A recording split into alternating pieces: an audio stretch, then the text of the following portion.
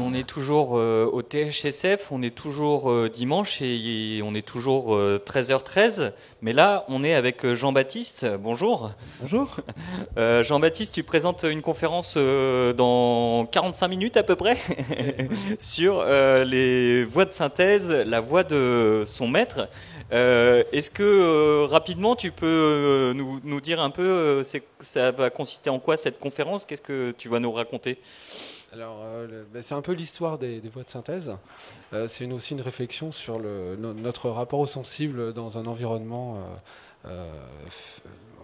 où on est entouré de machines imitantes, hein, qui progressent par imitation des humains, donc avec une captation des données personnelles qui leur permet de mieux nous comprendre et de progresser dans leur rapport au monde sensible, on pourrait dire, même si je n'attribue aucune émotion aux algorithmes, mais on leur donne des masses d'informations pour apprendre à reconnaître des formes, par exemple, ou à reconnaître des voix, ou des visages, ou toute la biométrie, etc. Et donc la synthèse vocale est un attribut supplémentaire pour parodier l'humain, qui est venu assez tôt en fait dans cette histoire-là.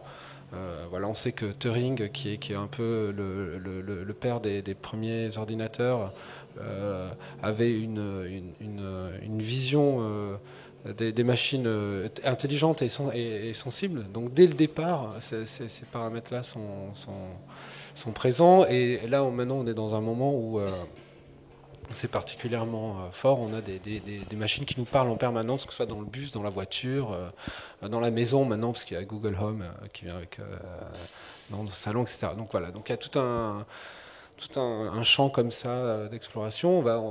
La conférence porte un peu là-dessus, sur les aspects historiques et culturels des voix de synthèse. Alors on va pas spoiler toute la conférence, on va en garder puisque du coup elle sera encore streamée et on pourra la découvrir tout à l'heure. Moi je voulais qu'on écoute un extrait d'Arte Radio, une journaliste qui s'est intéressée aux voix off, parce que on va rester dans le sujet de l'information. On y était un peu avec les étudiants tout à l'heure. On y sera peut-être tout à l'heure si Fou arrive sur le journalisme citoyen. Je voulais te faire écouter cet extrait. Donc c'est une journaliste qui s'est intéressée à ces voix off qu'on entend dans les JT, ces voix off de M6, ces voix off qu'on a l'impression que c'est toujours les mêmes personnes ou les mêmes types de voix. On va aller les écouter cet extrait, et puis j'aimerais qu'on en parle après sur cet extrait. On peut lancer l'extrait. Diarrhée, vomissement, fièvre. Entre stagiaires, on en parle très souvent. Et ma voix? Tu l'aimes, ma voix? Comment trouver sa voix? On jalouse ceux qui ont déjà une bonne voix. Sur les canaux de Picardie, la glace se fissure. On conseille ceux qui doivent encore la trouver. Un délire collectif s'empare des habitants. On est désolé pour ceux qui ont une voix qui ne passe pas. La gastroentérite est en forte progression. Parce que pas de bonne voix, pas de contrat. En bord de mer, à l'heure du déjeuner, ce qui se vend le mieux, c'est le rosé. Un soir... Voilà, c'est un court extrait.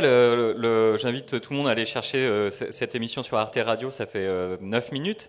Est-ce que ces voix-là, par exemple, un jour on peut imaginer qu'elles seront synthétisées et que les journalistes n'auront même plus besoin d'essayer de trouver leur voix, trouver ce fameux ton?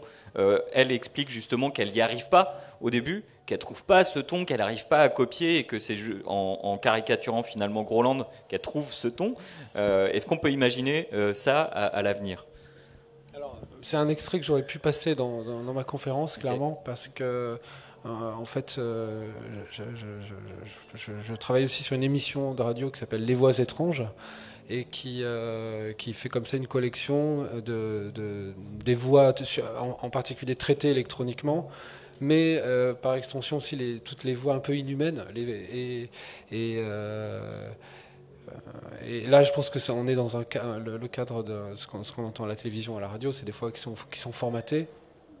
C'est un type de parole professionnelle, industrielle, mais qui modifie profondément notre rapport à la parole, et qui voilà, c'est déjà une robotisation de la voix. Donc c'est une préparation effectivement à la transition vers les voix de synthèse, qui elles ont vraiment une approche rationnelle du langage, même maintenant avec les nouvelles approches qui sont très, très proches de la voix, mais on a un découpage comme ça qui prépare en fait l'auditoire. Parce qu'on en est où Pour moi, ce que j'entends pour l'instant dans mon entourage de voix de synthèse, c'est encore très découpé. Si on prend la voix de la SNCF, par exemple, Ouais. du coup, quand elle donne des chiffres, du coup, on sent que c'est pas les mêmes tons et on n'arrive pas à avoir une vraie continuité un peu dans le rythme, dans La le voix ton de la des voix. SNCF, c'est un peu entre les deux. Entre deux types de techniques, c'est-à-dire ce n'est pas une voix de synthèse, c'est une voix humaine qui a été mécanisée par captation de plein de petits extraits de mots, etc., de syllabes. Ça, on arrive à reconstruire des phrases, mais c'est quand même la voix de Simone, on la voit dans la conférence tout à l'heure. Ça fait 30 ans qu'elle enregistre des bouts de phrases, et maintenant ils vont vers une nouvelle technologie qui permet de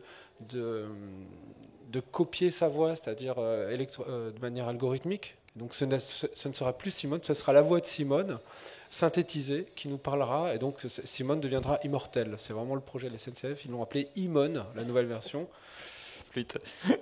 Voilà, donc et maintenant on va vraiment vers ce modèle-là, c'est-à-dire Et donc là, j'imagine que des empreintes de voix qui servent à créer une voix de synthèse. Voilà. et que ce côté saccadé, donc quand elle donne les chiffres, par exemple, on va pouvoir du coup le gommer grâce à l'algorithme, grâce à la voix de synthèse ou pas? Et avoir l'impression d'avoir le chiffre vraiment dit en entier ou la phrase Oui, avec bah, la ville. Toute l'évolution de ces recherches depuis les années 40 vont vers une fluidité, une imitation quasi parfaite de la voix humaine. Il faut savoir que imaginons avant l'ère du cinéma, de la radio, des médias de masse, notre rapport, moi j'imagine, en tout cas je n'ai pas étudié particulièrement cet aspect, mais intuitivement je me dis qu'on avait un autre rapport au vocal, à la parole.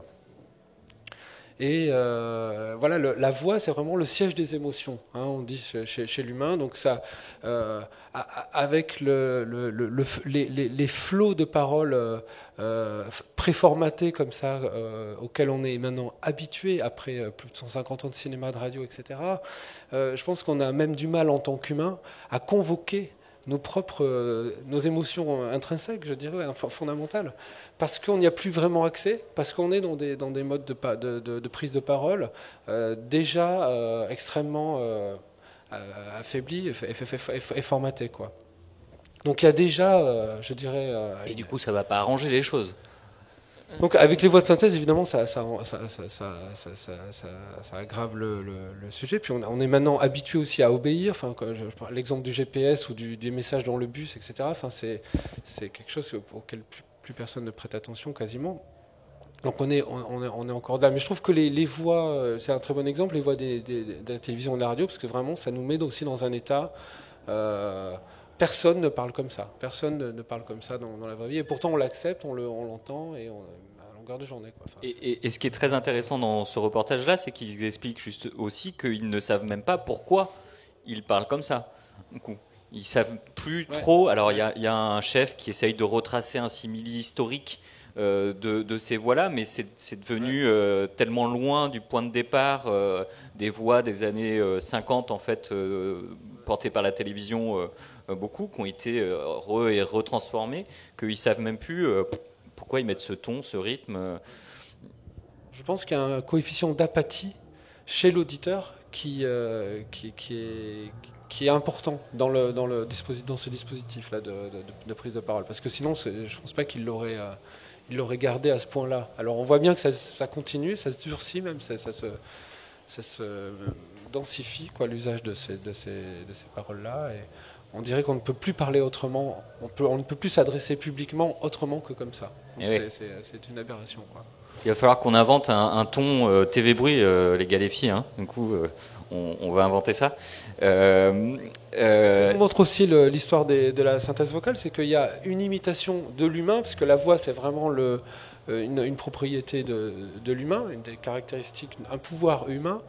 Et donc, depuis le temps que des ingénieurs travaillent à fabriquer des machines qui peuvent imiter la parole et la voix humaine, dans le même temps, dans cette période qui va de la fin de la guerre, de la Deuxième Guerre mondiale jusqu'à nos jours, dans le même temps, les comportements humains, eux, se rationalisent par l'utilisation de propagande de masse, de théories comportementalistes tout le temps au travail, etc. Et sans même qu'on y prête attention. Même aujourd'hui, on a assimilé tout un tas de règles qui nous limitent dans nos modes de pensée, nos modes d'expression, nos modes de comportement. Et donc j'ai tendance à dire que l'homme s'est robotisé en même temps que la machine s'est humanisée. Tu vois, c'est vraiment une manière très, très binaire et très simpliste de le dire, mais il y a quand même une double courbe un peu comme ça. Et on le voit là, sinon dans la conférence, les gens qui travaillent dans les entrepôts là, qui sont pilotés eux par des voix de synthèse et qui se plaignent. Il y a eu des plaintes de syndicats auprès des experts du travail. Donc, juste pour préciser cet exemple, parce que peut-être tout le monde ne le connaît pas, peut-être tu peux préciser, ils ont donc des ordres réguliers. C'est des gens qui soulèvent des tonnes par jour et qui traversent des entrepôts, qui font des kilomètres par jour dans des entrepôts et qui sont pilotés en abscisse, en ordonnée dans les entrepôts par des voix de synthèse auxquelles ils répondent. Ils ont un jargon d'une dizaine de mots. Donc par exemple, quelqu'un a calculé qu'ils peuvent dire 6000 fois OK dans la journée et ça les rend fous.